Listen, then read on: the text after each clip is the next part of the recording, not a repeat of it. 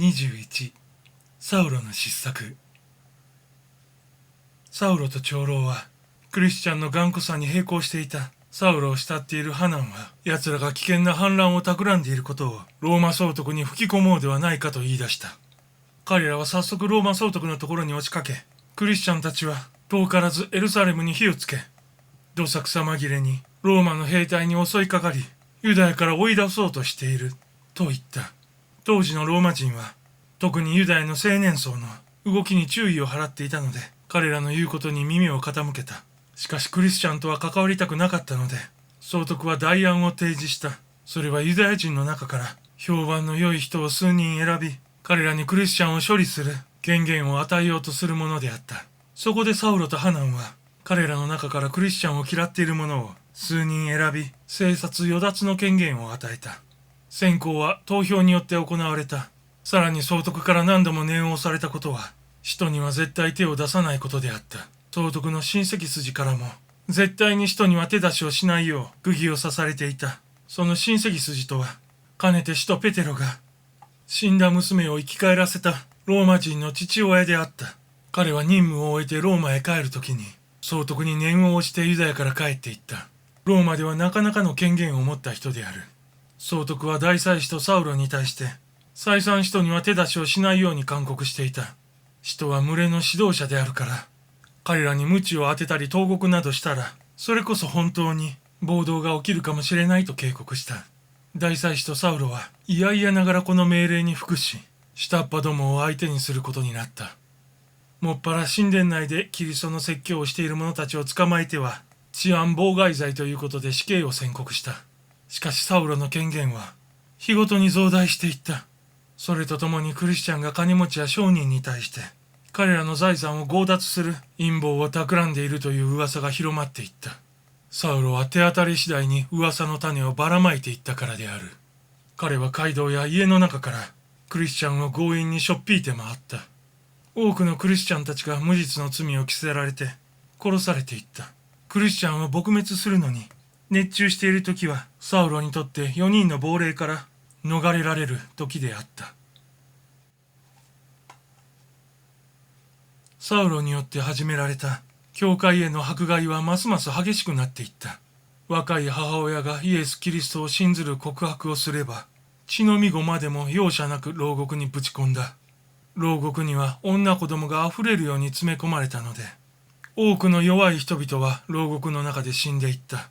それでもクリスチャンたちは死を恐れなかった。老いも若きも困難を厭わず、むしろ鞭打たれることを光栄とし、飢えや渇きに喜びを表すという光景が見られた。これは実に不思議なことであった。祭司や長老たちが牢獄を訪れるたびに、彼らのイエス・キリストに対する立派な信仰心が読み取れるのであった。迫害者は途方に暮れた。投獄や死刑の宣告をもってしても、彼らの信仰心を打ち砕くことができなかったからである。その上牢獄にはこれ以上詰め込むスペースがなくなってしまった。そこで長老はサウロに言った。お前のやり方は失敗だ。依然として使徒たちは教えを説き、信者たちは教えに忠実に従っているではないか。サウロは帰って居直り、さらに強力な権限を与えてほしいと要求した。大部分のクリスチャンは他の町に逃げ去り、そこからエルサレム在住のクリスチャンに金や食料を送っていた。ダマスコ、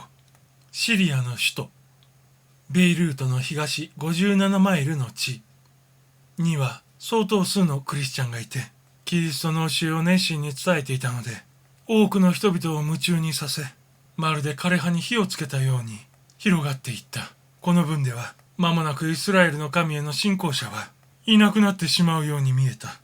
そこで大祭司と長老は、サウロに公文書を発行し、ダマスコはもちろんのこと、ユダヤ全土において、クリスチャンを迫害する権限を与えることになった。サウロは公然と使徒には手を出せないので、別な方法で十二使徒をやっつける罠を工夫した。彼が雇い入れた数人の男に、クリスチャンを装って、彼らの中に潜り込ませ、使徒たちがやってくる集会の時と場所を探らせた。使徒たちの目下の働きは、教会内部に発生した新たな問題、すなわち苦しめられている同志を救い出すことであった。そのために相談や祈りの時を必要としていたのである。サウロはそこに目をつけ、多額の金で買収した者に集会の時刻を探らせた。その時こそ人たちを殺すチャンスになるかもしれないと考えた。買収した若者たちを集め、武道酒を振る舞いながら教会の奴らを刀で切り殺すようにそそのかした。この仲間にアゾルというリーダーがいて、大変気が短く、武道士がそれに拍車をかけたので、直ちに仲間を引き連れて十二使徒の集会所に向かった。サウロの下僕が彼らを案内した。真夜中になって、いよいよ復讐ができる時がやってきた。若者の気性を知り抜いていたサウロは、門のところで彼らに冷ややかに言った。これはとても危険な仕事であり、自分は血を流すようなことは好きではない、と伝えた。彼らはますます興奮し、刀を振り回しながらサウロに約束した。キリストとか何とかいう極悪犯罪人と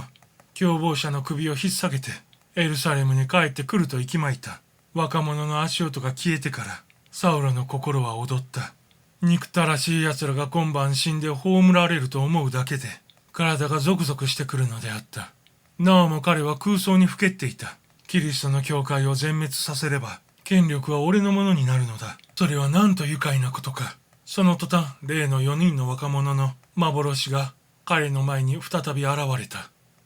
この若者はいつもと同じように彼の魂の救いのために祈っているのである。この祈りは彼にとって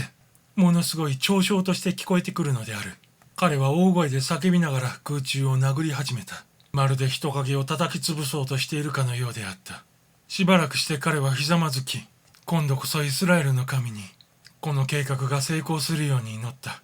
猛毒がユダヤ人全体をダメにする前にサソリの巣を根こそぎ粉砕してしまうことを願った。彼は立ち上がりながら快感を覚えた。十二使徒が今夜殺され、キリストの息がかかったものが全て消え失せてしまうと思うと、たまらなく嬉しかった。サウロはこれでステパノにも勝てたし、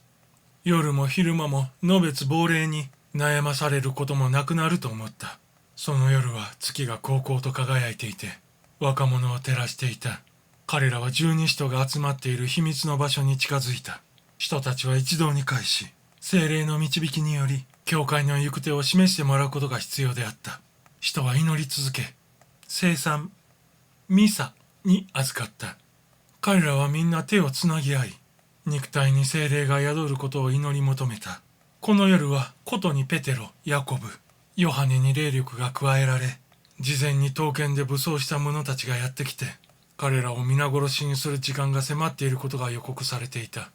アゾルと仲間10人の若者が入り口の戸を叩いた。何の返答もなかった。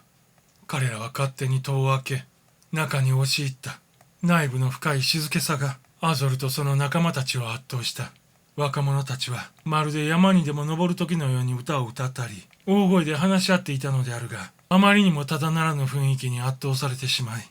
ただ黙ってお互いの顔を見つめ合っていた。じっとしているのももどかしく、若者たちは抜き身の刀を振りかざしながら部屋の中へ突入すると、突然彼らの体がこわばってしまい、麻痺し、まるで神殿内に飾られた偶像のように棒立ちになってしまった。恐怖の目で十二使徒を見つめると、彼らは手をしっかりとつなぎながらテーブルを囲んで座っており、テーブルの真ん中には聖杯用の杯、カリスが置いてあった。部屋の中は薄暗く、霧のような異常な蒸気が杯から舞い上がっていた。その蒸気がゆっくりと侵入してきた若者の体を包み込んだと思うと、蛇が絡みついたように彼らの体を締め付け、ついに息が詰まってしまった。使徒たちは依然として身動きもせず、ひたすら聖霊の訪れを祈り求めていた。このことがあってから、エルサレム中はこの話で持ちきりであった。ある者は獅子の子ユダ、アブラハムの孫、ヤコブの第4子で、ライオンのように強かったと言われていた。が現れて十二使徒を守ったのだと言い、ある者は人間の目に見えない4匹の野獣が飛び出して十二使徒を守ったのだとか、様々な噂が飛び交った。この時若者が本当に見たものは、彼らを縛り付けた不思議な蒸気と、聖霊にしっかりと守られた12人の使徒たちであった。彼らが這いずるように部屋から出てきた時の顔は、もはや人間ではなく野獣のような顔つきであった。狂気が彼らを覆い、死神に取りつかれたように一目散に町へ逃げていった。この出来事をアゾルは一部始終サウロに話して聞かせた。仲間もみんな手を引いてしまったことを付け加えた。サウロの打撃は大きかった。しばらくの間、この若者が言っていることが信じられなかった。ついに彼は教会の根を絶やすことに失敗したことを知って悶々とした。ようやくサウロは彼らを守っている力がこの世のものではないことを悟った。彼は当時誇り高い人間で、自分の知恵は長老たちよりも優れていると自負していた。死と暗殺計画の話は立ちどころに広がって、様々な尾ひれがついた。しかし、ここで示されたものが真相であることを付け加えておく。サウロはエルサレムでの夢が破れ、長老からは責められ、商人からはあざけられ、ついにダマスコのエレアゼル宛ての信書を携えて早々にエルサレムを立ち去った。エレアゼルはクリスチャンをとても憎んでいる行政官で、サウロには大祭司からダマスコにいるクリスチャンを撲滅するすべての権限が与えられていた。